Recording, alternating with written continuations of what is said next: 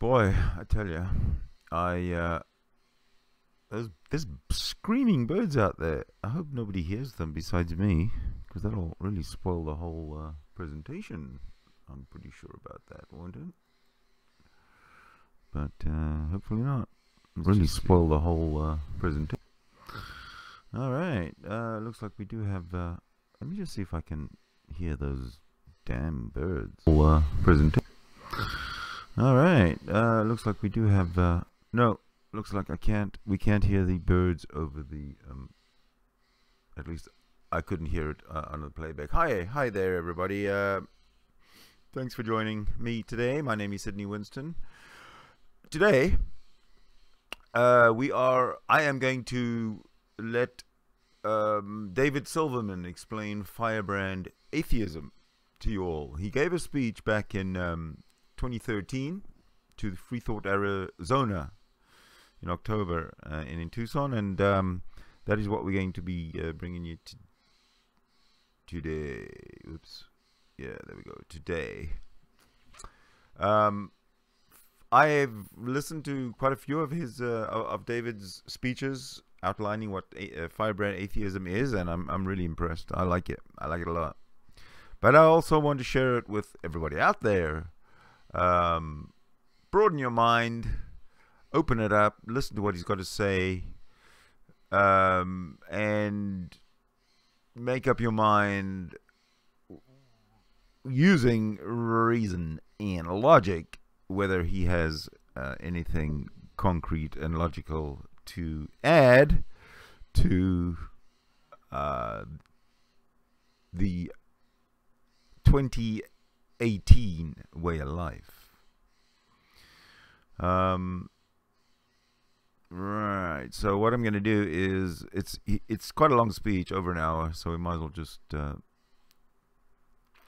get right into it. All right, so firstly I'll just start there, and then we'll get the we'll get the video going, and baby, we're off to the races. My name is David Silverman, and I'm president of American Atheists, and I'm really pleased to be here today to talk to you a little bit about Firebrand Atheism. Firebrand Atheism, the big bad guy of the atheist movement. How bad is it? And really, is it all that it's cracked up to be, or is it much more than it's cracked up to be? I'm going to talk briefly. First of all, I love this. The dyslexic agnostics, the dyslexic atheists are wrong. There is a dog.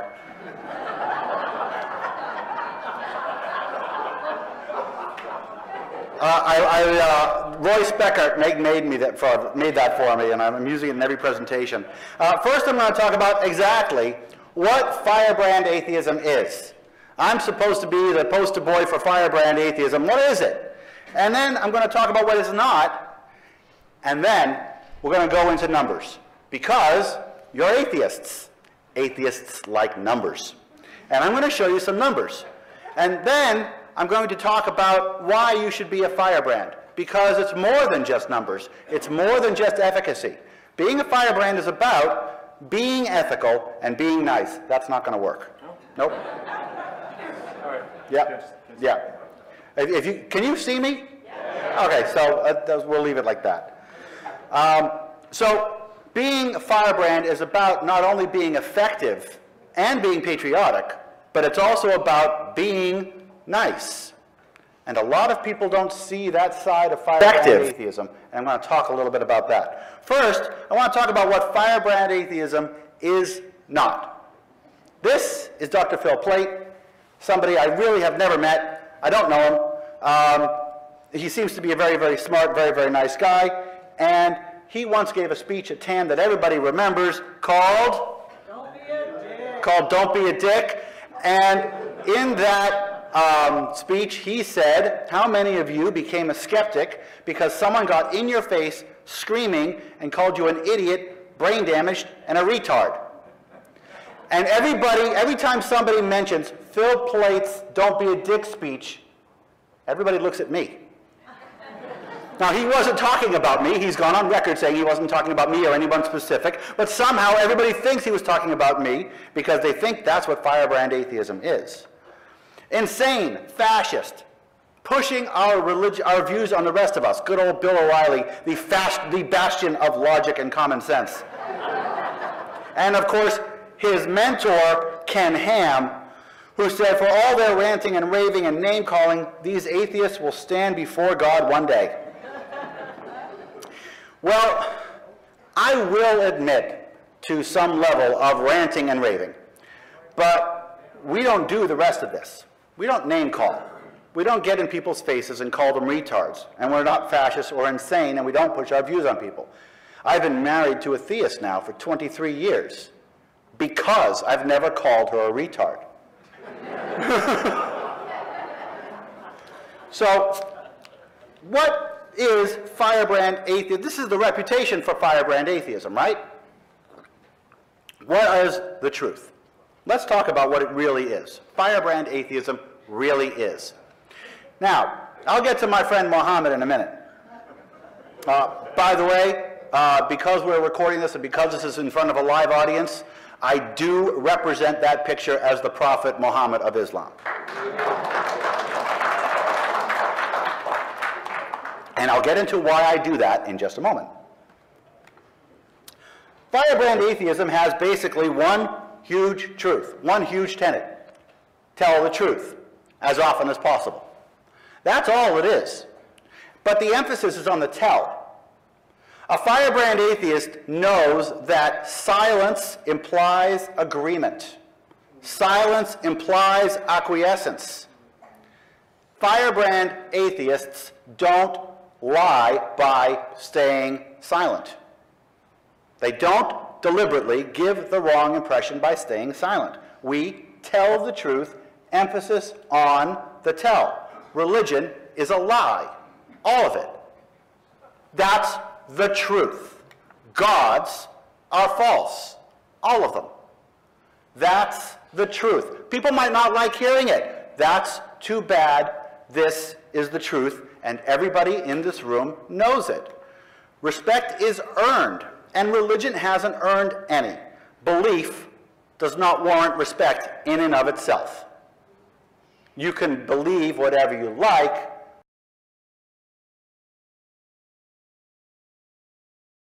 but that does not mean I have to respect your beliefs. That is the truth, and everybody in this room knows it. That is point one of Firebrand Atheism. That's the thing, telling the truth instead of letting people assume you agree with them. Point two, don't feign respect for the unrespectable. See point one. Because when you feign respect for the unrespectable, what are you doing? You're telling a lie. You're not telling the truth. Oh, sure, I respect your religious beliefs. No, I don't. You know you don't. I don't. If somebody believes in an invisible man in the sky, that is not a respectable position unless they can have some sort of backup, some sort of support to believe that. If they believe in leprechauns, if they believe in Santa Claus, or if they believe in a God, they got to support it. Otherwise, it's not respectable. Don't lie and say it is. Point three, don't accept inequality or privilege as acceptable, even if it is the norm. This is where we come to Christmas.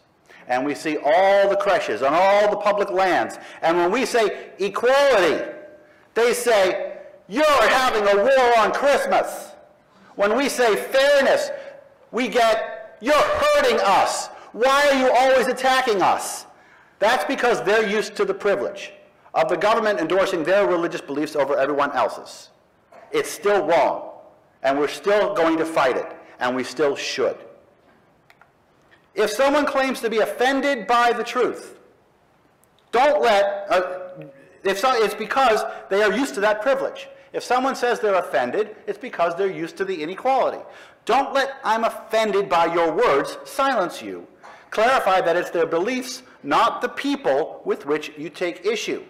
I don't ever say attack a person. I say attack a belief. Always attack a belief, never attack a person. But what they will do, you see, the thing is, gods don't exist. Okay? That's the big secret. So when you have a God that doesn't exist, you can make the God believe anything you want. Now, if I insult Don and say, Don, the pants that you wore for me today are ugly. Don can say to me, Dave, you've offended me. But if you have a God, gods don't exist, so they can't speak for themselves. So people just say that your insult has offended their God, and therefore you've offended them. They have this ownership of religion, right? You are a Christian, you are a Jew, you are a Muslim. A lot of times you are one of those before you are a person. You are before you are an American. So when you insult the religion, you insult them. They own it. That's crap. That's part of the brainwashing that they've received as a child, and I'll get into that in a moment. But my point is that someone being offended by the truth shouldn't stop you from telling the truth. They'll use those defense mechanisms, but that's not a good defense. I'm offended is not a rebuttal. Finally, if someone tries to limit your freedom using their religion, do points 1 to 4, only louder. And now we come to my friend Muhammad, who sits on this page very proudly, and I use him all the time. And we use Muhammad, and we draw Muhammad's picture on Draw Muhammad Day. And a lot of people say, oh, you're just doing it to piss off the Muslim people. No. If we were doing it just to piss off the Muslim people, we would have been doing it all this time. We're drawing Muhammad and using Muhammad's picture for the very simple reason that they are trying to tell us that we can't.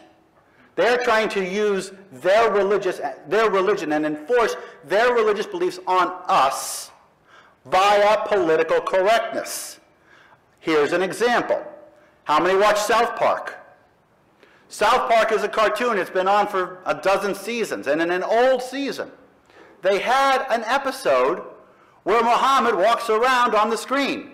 Muhammad and Jesus and Buddha, they're all on the screen.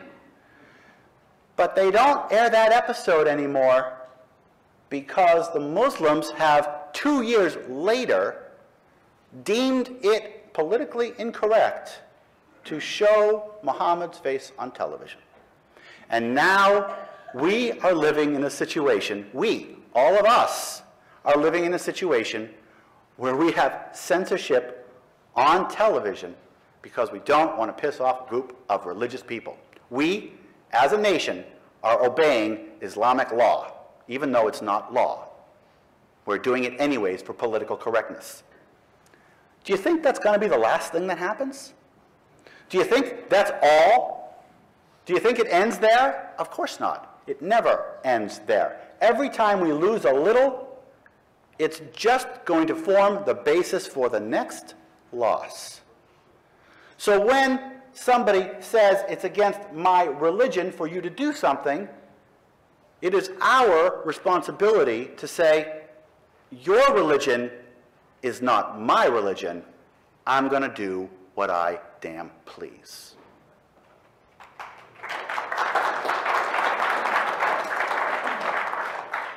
So that's Firebrand Atheism. If I step away and walk over here, can you all hear me in back? Yes. Good. So that's Firebrand Atheism. Are you going to lose audio if I walk away? Yes. All right. Yeah. So Firebrand Atheism is defined as telling the truth. Does it work? Does it work? Well, a lot of times I get asked, how do you know what you're doing is right? And I want everybody please to pay close attention to this because this is probably the most important slide, it's definitely the most important slide I'm going to show you today. Now what you see here is an attempt, a good attempt I think, to quantify the effects of Firebrand Atheism. I said I was coming here with data. This is it. The blue line shows the number of searches for the word atheist in Google in any specific month. It goes up and down. Now, why would it go up? Well, it usually goes up because there's a press hit that makes people say, what's happening? Why is this atheist doing whatever? And then when there's no press hit, the searches go back down to that red line, which is a floor. And I represent that floor as being a bellwether for atheist normalcy. How many times people are searching for the word atheist without provocation. Without provocation. And as you can see, it goes along to a regular level. Let's see if this comes through here. Do I have a... Can you see that? Yes. Okay, so it goes along to a regular level until right around here, and something happens here. Right after Christmas of '06, that floor doesn't go up, doesn't go down again. The floor is actually raised.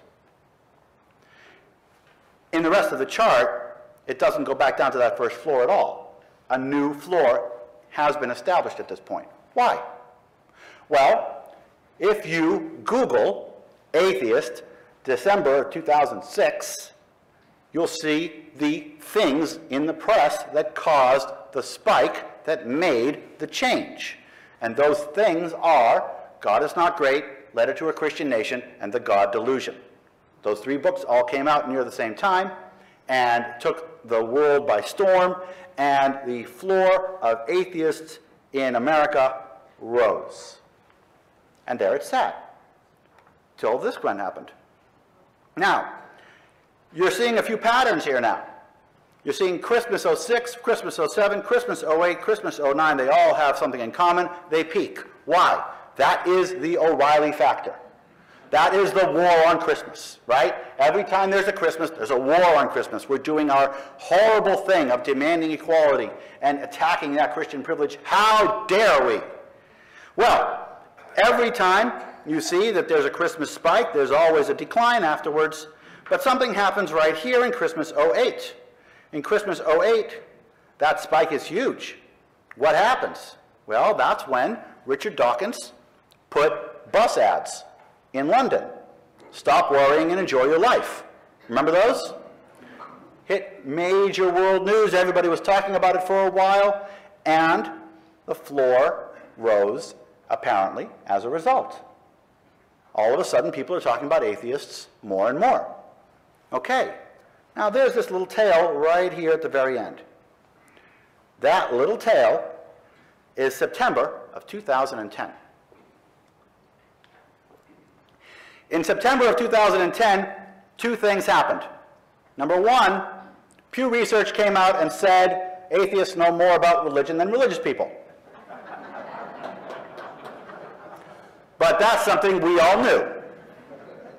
Number two that happened in September of 2010 is I was elected president of American Atheists.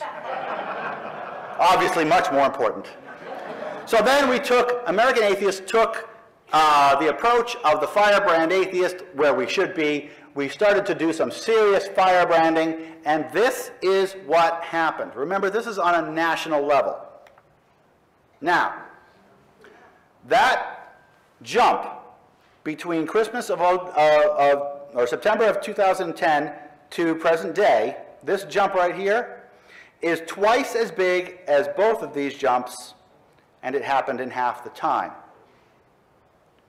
Twice as big as both of these jumps and in half the time. Why? Well, the best thing to do is to look at each and every one of those peaks and see what the news report was that did it. Well, Christmas of 2010, you know it's a myth. Our big billboard that went up in front of the Lincoln Tunnel. The next month, you know they're all scams, and my appearance on the O'Reilly Factor with the what the fuck face. The next one, you know there is no God, we know you're right. Next one, you know it's nonsense, the billboard war that went up against the rapture people.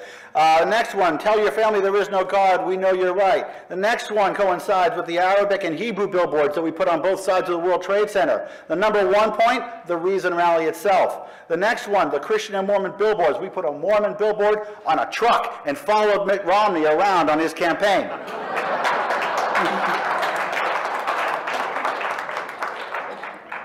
And then finally, the Christmas billboard in Times Square. Every single one of those peaks corresponds with a Firebrand Atheist activity from American Atheists.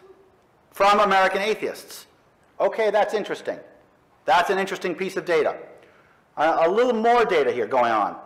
If you look at Christmas of 8, let's see, I'll bring this back, Christmas of 7, Christmas 8, and Christmas 9, and Christmas 11, you'll see a trough, a ditch after the spike, but not in Christmas of 10. In Christmas of 10, it went up, which is an interesting point. Christmas of 10 has something in common with the Christian and Mormon billboards and the Arabic Hebrew billboards, and that is this. In those months, if you do the Google searches, you will find no activity from any other atheist organization except American Atheists. Now, what does that mean? That means that the spikes that you're seeing, this spike and this spike and this spike, all happened, apparently, on American Atheist activity alone, and that implies that these other months where American Atheist activity was combined with some other people, like on a Christmas billboard or a Christmas thing, that they did not have any additive value. It implies that American Atheist is not only driving this, but is the driving factor of this growth. Again, interesting. But in order for us to really look at this data, we have to say, well, first of all, can we determine that American Atheist activity is having any effect at all? Can we really nail down that Dave isn't just seeing the increase and corresponding and extrapolating? Well, we can. We look at the hits for American Atheists and line it up with the hits for atheists. This is the hit for American Atheists. This is the hit for atheists. Lined up, same time frame. As you can see, the hits for American Atheists substantially increase right around September of 2010, at December of 2010. How do they line up? Like that. They line up nearly perfectly, nearly flawlessly. In fact, it actually looks like American Atheist activity is literally pushing up that line because every spike lines up with another spike. So this is the other interesting thing. One would think that, well, maybe we're all rising just with the tide. Maybe this is just a tide rising and Dave is looking at the data for atheists and seeing a single rise. But that's not the case. Humanists, secular, agnostic, and skeptics, same time frame, are not experiencing any growth. In fact, they're on the decline. There's that one spike right here on agnostic right there. That is when President Obama said he was agnostic about campaign finance reform. But everything else, and you know, I gotta love my friends over at the humanist side. They're putting a lot of time and a lot of effort and a lot of money into raising awareness for their campaigns. People aren't searching for the word humanist. In fact, they're searching for the word humanist less and less over time. What's going is atheist. Atheist is the term that people are, by and large, by far, looking up at an increasing rate. All right, one more piece of information. This. Now, this is atheists calling ourselves atheists. Of course, if you don't believe in a God, you're an atheist. But if you don't have an active belief in a God, you're an atheist. And if you don't have an active belief in a God and you call yourself a secular humanist, you're an atheist. And if you don't believe in a God and you call yourself a secular Jew, you're an atheist. Doesn't matter what you call yourself. If you don't have an active belief in a deity, you're an atheist. This chart is about atheists calling themselves atheists. And it's very, very important.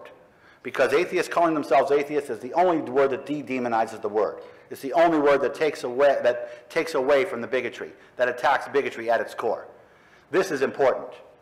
And this shows a rise. A rise in atheist and a rise in agnostic. This is the only place where I could find data across 5 years from a single source. So this is the only place that I used this data. It says that we're dealing with a 2 to 4%.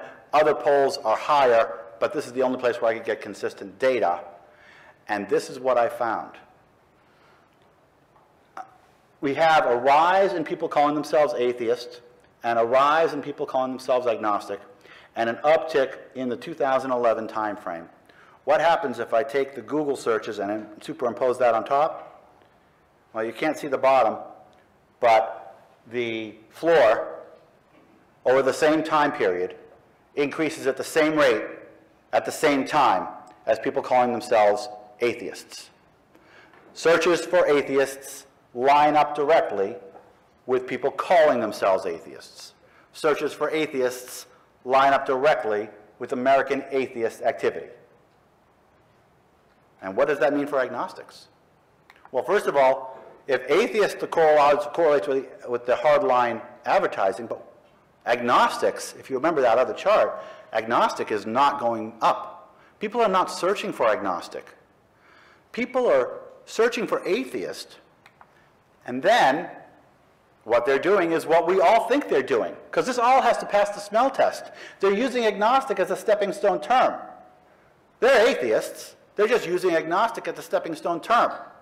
So the growth in atheists and the growth in agnostics are both directly linkable to American atheist activity. So what does this mean? Is this proof positive? Is this proof positive? No. There can be no proof positive in statistics. There's always a margin of error.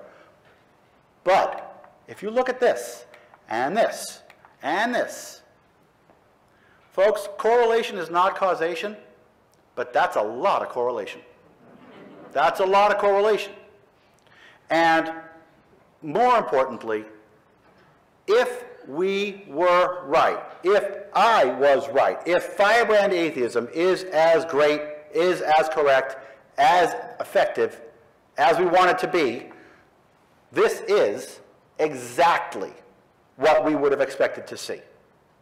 This is exactly what we would have wanted. We put out ads, we raise awareness, people look us up, people become outed atheists. That's the smell test. That's exactly what we've been intending. And atheism awareness goes up, and the demonization of atheism goes down because of hardline atheists. Indirect response to hardline atheists. Folks, people ask me, what do I get from membership at American Atheists? What's in it for me? Do I get this? Do I get discounts? Do I get a card? Yeah, you get a card. You get a card. This is what you get. Because American Atheists is the only organization in America, the only atheist organization in America that can show you a direct linkage between our activity and the acceptance of atheism on a national level. We're the only ones that can do this. We're the only ones who've been using this strategy, and this strategy is working. This is your money and your support at work. How does it end up? Atheists calling ourselves atheists. Same chart. That red line is where it would have been without us. The blue lines are where it is with us. I'm sorry, the other lines. If everything that we're doing is correct and it all looks like it is, then that uptick on both of those lines is directly resulting from American atheist activity.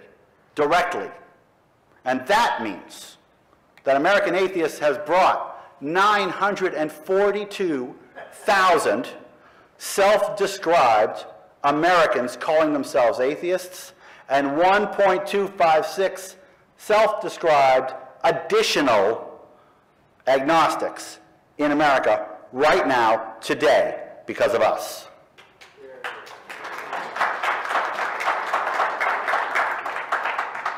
This is what you get. This is what American Atheist is about. This is quantitative data, and this is very, very low likelihood that we're wrong.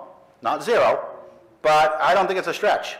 And we've gone to Dr. Ryan Cragen. I've gone to Dr. Ryan Cragen, the statistician from the University of Tampa, who's gone over my data from a statistician's point of view and verified that all my logic is correct and that the causality, the inference of causality is not a logical stretch. So there's our truck that followed Mitt Romney around. Yeah, made a little noise, but nobody was talking about the fact that this guy, you know, if Mitt Romney was a Klansman back in the same time that he was a preacher and an elder for a church that didn't like black people overtly, we'd be asking him that. But because it was religion, nobody talked about the racism in his past. Nobody talked about the anti-gay mentality in his past. Because it's religion, we're not supposed to talk about that. We are supposed to talk about that. Why be firebrands? Talked about the efficacy, right?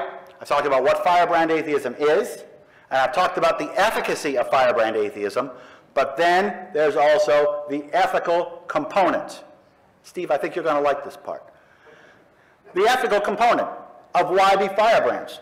Because people need to know that open and even harsh criticism of religion is okay, and that it is indeed good and necessary. We're allowed to talk about Mitt Romney's religion. We don't have to pretend that it's not there. We don't have to pretend that he wasn't actively pushing an organization that was racist, overtly racist.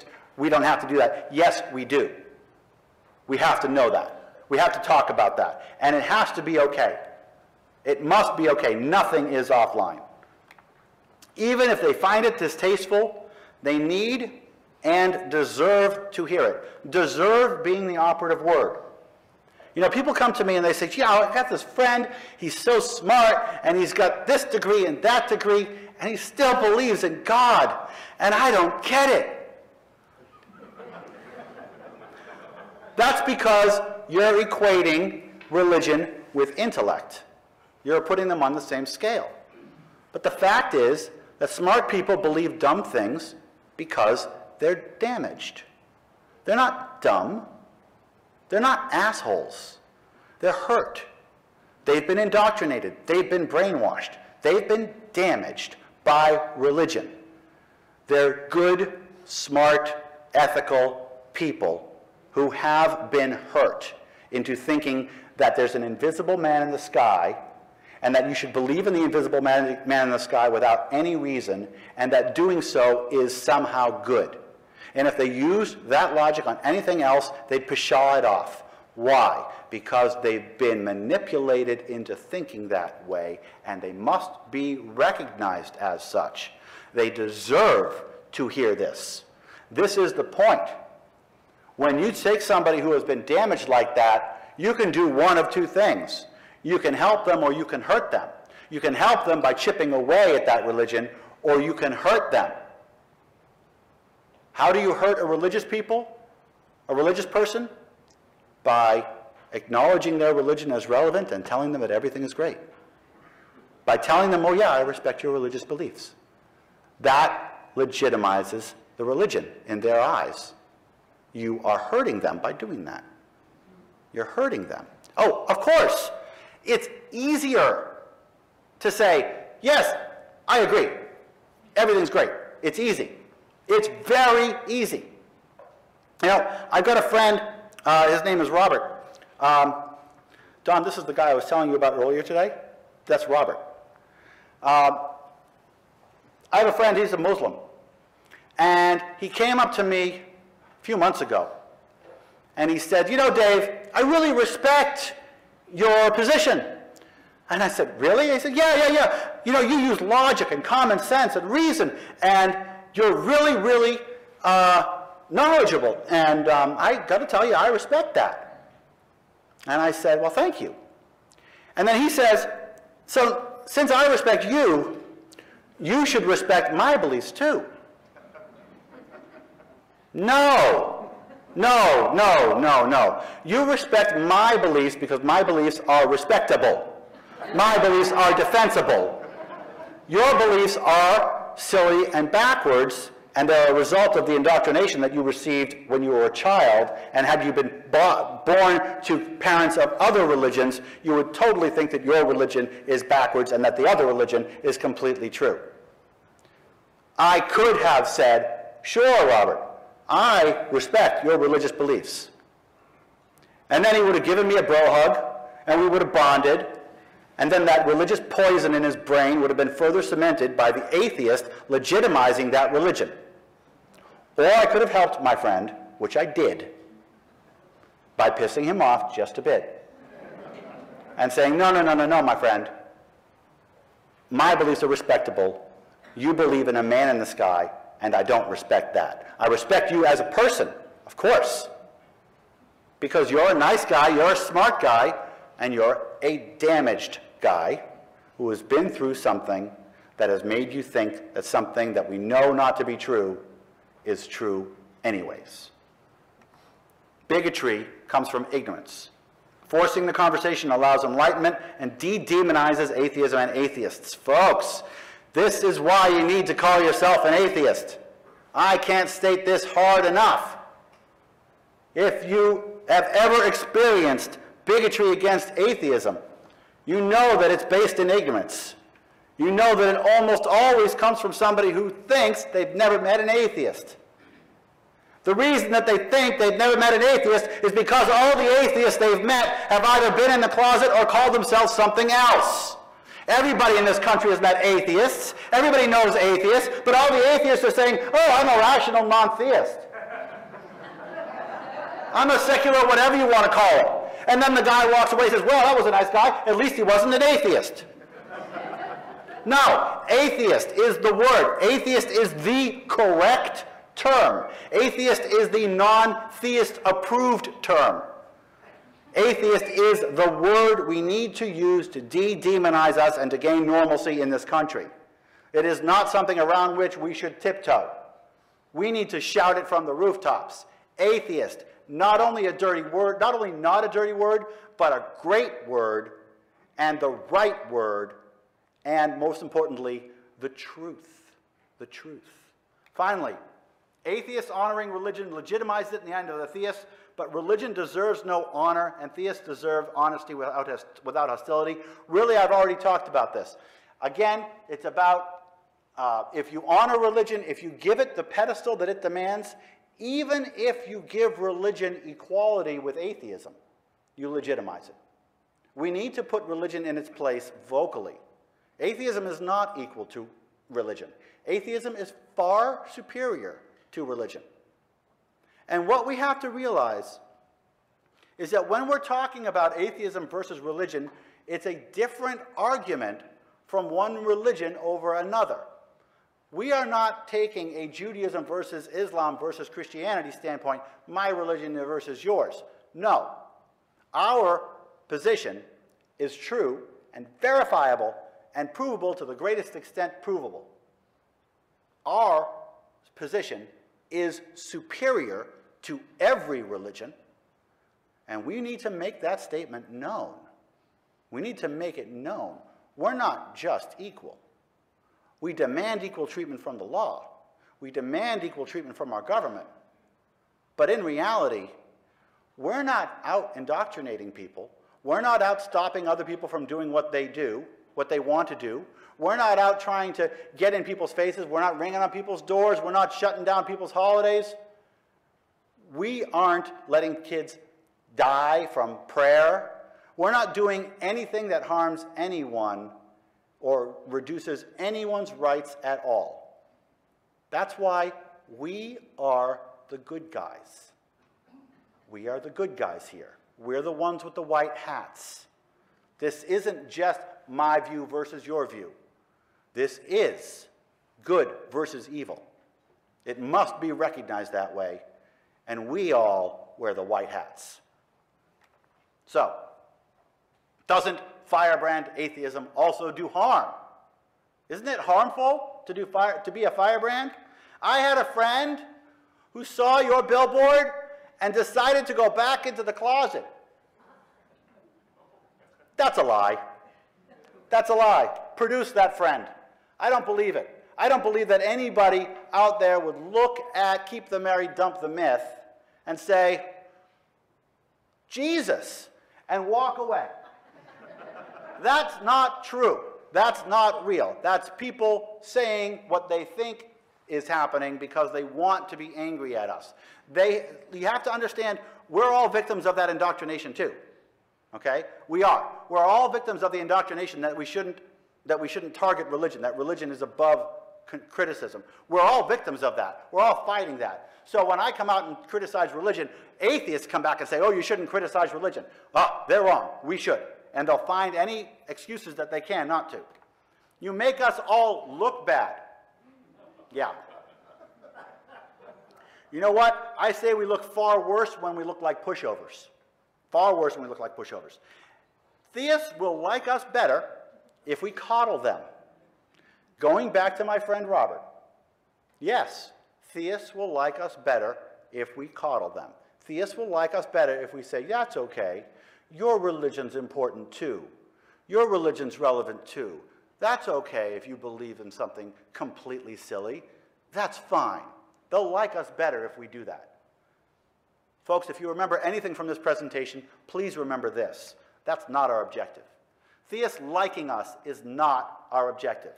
Equality is the objective. If the theists love us because we acquiesce to inequality, we fail. If they hate us because we demand equality and achieve it, we succeed. That's our objective. It's not about them liking us, it's about us being equal in this society. You sound like a religion when you push your agenda so hard. Well, that's because religions push their agenda hard too. Okay? Religions do things to push their agendas, but so do politicians, so does the ACLU, so does the teachers union. They do things to push their agenda. It doesn't make us bad that we also make ourselves known, that we also get loud and proud. It doesn't make us, I mean, it's awful to say, well, you look like them, so don't do it. If they're doing something right, we got to do that. If they're doing something right, we got to do that. And I'll say, bull. We sound like we're sick of unofficial second-class citizenry. Because we are. Because we are. So be a firebrand. Because, in the first place, it's the right thing to do. It's the truth. It's effective. And it's ethical. It's the nice thing to do. It's the humanist thing to do. The easy thing to do is to sit back and say, you do what you want. But that's the wrong thing to do. It's harder and more beneficial to the theists for you to be a firebrand atheist. I'll say it again. It's harder and more beneficial to the theist for you to be a firebrand atheist, and that's what makes firebrand atheism humanistic. So be a firebrand. Always call yourself an atheist. Always call yourself an atheist. Openly compare gods to other myths and invite challenges. Oh, really? You don't like it when I compare your God to Santa Claus? What's the difference? Well, you can't prove that God doesn't exist. Well, you can't prove that Santa Claus doesn't exist. Well, that's different. Really? Why? Pull it out. Get those wheels turning. Get those things going. Get those neurons firing. They're not used to firing, but they deserve to hear it, and they need to hear it. Bash religion at will, but don't bash people. Pity the people. They are victims, and they need to be recognized as such. I'll just divert very quickly to my wife, my wonderful wife of 23 years, who's a theistic Jew. The reason she's a theistic Jew is because when she was a child, her parents made the decision to send her to a Jewish school instead of the local public school. The Jewish school then proceeded to brainwash my wife. She came out of that school Orthodox. She was liberal because she showed her elbows. And for 7 years, my wife lived an Orthodox lifestyle and suffered through every moment of it. And it was only through her perseverance and her self-investigation, for lack of a better word, that she came out of that. And she is still religious. She cannot tell me why she believes in God. She cannot negate anything that I say. She does it anyways because she was damaged in that school. Because she was damaged. Because her parents paid money for that school to damage my wife. We have to recognize religious indoctrination as the damage that it is. And religious people have to be pitied for the things that they've gone through. Challenge loudly any encroachment of religion into your life or liberty. If somebody says it's against my religion for you to do that, it's time to do that a lot. It's time to do that a lot. You know, I'm reminded of a joke. One guy walks up to another guy on the street, says, "Oh, I see you're wearing a Mason ring." Second guy says, "Yeah, I like the Mason ring." First guy says, "Well, you must be a Mason." Second guy says, "No, no, no, I just like the ring." First guy says, "Well, Masonic law says you can't wear that ring unless you're a Mason." First guy says, "Well, it's a good thing I'm a Mason. I'm not a Mason. I don't have to obey that law." We don't have to obey religious laws, folks. We can draw Muhammad. We can do whatever we want. We can write the name of God. We can do whatever we want. When they use political correctness to inflict their religious beliefs on us, we must fight back. Because it never ends, folks. It never stops. We can't show Muhammad on television right now. What's next? Well, we can't talk badly about Muhammad. That's next. Well, that's a pretty major tenet, and it's coming. And then, of course, the Christians will be right behind it. Every little step. You can't do this, you can't do this, you can't do this. All of a sudden, we're obeying religious laws and losing our constitutional rights as a result. The only way we can stop it from happening is by fighting it. Never apologize for insulting religion, and be prepared to openly and loudly call out people who claim to be insulted personally because you've insulted their religion. Once again, a child is raised, you are a Christian, you are a Muslim, and then you are a member of this family, and then you are an American, and then, you know, somewhere down the list you're something else. They are given this identity at an extremely early age, the earliest possible age, and then when you insult the religion, you insult the person. That must be separated. You must be prepared for that to happen. They're going to say, "You're insulting me, you're insulting my family." No. I'm insulting the shit with which you and your family were indoctrinated when you were children, and it's worthy of every word. Defend other firebrands. Avoid attacking intra-movement whenever possible. Avoid attacking intra-movement whenever possible. And here's an idea. Avoid attacking intra-movement whenever possible. And when I say that, it's important that, that you understand that I mean it, because there's a lot of people who like what I say and a lot of people in this movement who don't like what I say, and every single one of them are my allies. Okay? If you can fervently disagree, I'm speaking to the secular Jews in the afternoon today. I'm going to get some fervent disagreement from them this afternoon because I'm going to tell them that they're not Jews, they're atheists. They're going to disagree. That's okay. They're still allies. Everybody's still an ally. If they don't like what I say, that's cool. Remember, this movement is broad, and there's going to be a lot of softies out there, a lot of this side and a lot of that side, and everybody is on the same side. Don't attack, just discuss.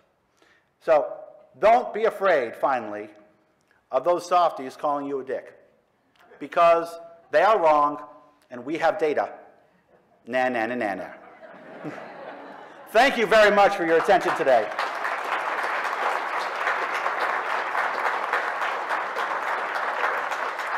Oh, by the way, my book is coming out. Let me just do a couple things here. My book is coming out in March. It's called Atheists, America's Loudest Heathen Fires Back. It is a defense of hardline atheism. It's basically this presentation on woo-ah steroids. And it should be pretty good. We have stuff on the table in the back. We have membership brochures. Please join American Atheists. We need every member we can get, and please support us because. Alrighty. Well, that was very, very interesting. Personally, I just loved it. I love that whole concept of Firebrand Atheism. Your God is shit. Your religion is wrong. Tough. You don't like it? Too bad. But I am an atheist. You are wrong, and I am not. I love it. I love it, love it, love it. I did have one thing that I wanted to say about the draw Muhammad thing. Okay, well, there is a way to bring equality to that seemingly unsolvable dilemma where Muslims get very angry when the Prophet Muhammad is portrayed, an image of Prophet Muhammad is created or drawn or whatever. So they don't, there's no middle ground, as it were. You can't just draw him, you know, caricature or shadow or silhouette, you know, just nothing. There's nothing you can do. So we can still level that playing field. And how do we do that? Easy. This is how you do it. This is how you do it, right? You say, okay, you can't draw Muhammad because there's no, that's kind of the precondition. You can't draw Muhammad, so you can't draw Jesus, and you can't draw Buddha, and you can't draw Vishnu, and you can't draw Krishna, and you can't draw, and you can't draw, and you can't draw Zeus, and you can't draw Hercules, and you can't draw Aphrodite. You can't draw any prophets. That's it. No gods, no prophets. It is illegal. But the question is that the kind of world you want to live in? You can think about that. That's something I think about quite a bit.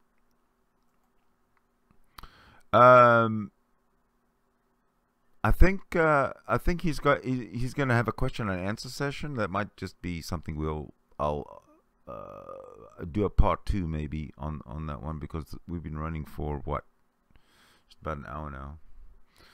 So I am going to just call this one a wrap. I do think that part 2 will. I don't know. I'll talk to the Lobster about that if he's watched it, and see what he thinks about the question and answer session. Maybe he wants to join and be part of it. Again, thank you again for watching. Please like the video, subscribe to the channel, and share it everywhere.